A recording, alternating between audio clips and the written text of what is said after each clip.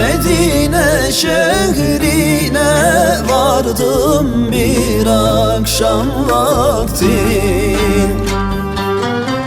Yeşil kubbenin dibinden selamladım efendimi. Baktım her milletten dostlar tek ümmet olmuş. Efendim hepsine kucak açmış bekliyor.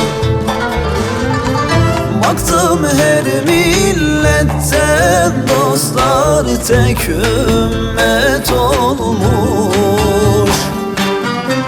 Efendim hepsine kucak açmış bekliyor. Efendim canım canan efendim.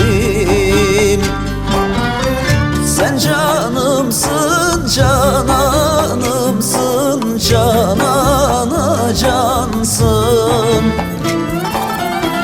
Efendim canım canan efendim. Sen canımsın cananımsın, canana cansın.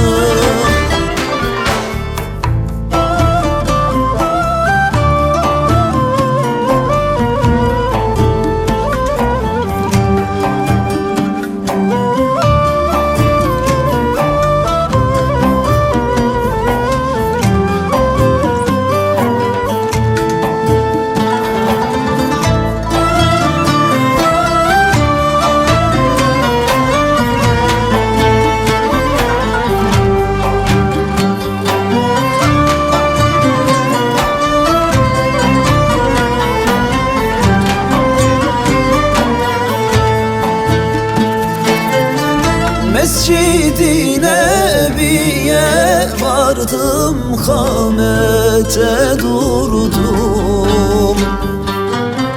Her renkten, her ırktan canlar, kardeşler buldum. Yeşil halıya diz çöktüm, duaya durdum. Eşiğine başım koydum, ağladım durdum. Yeşil halıya diz çöktüm, duaya durdum. Eşiğine başım koydum,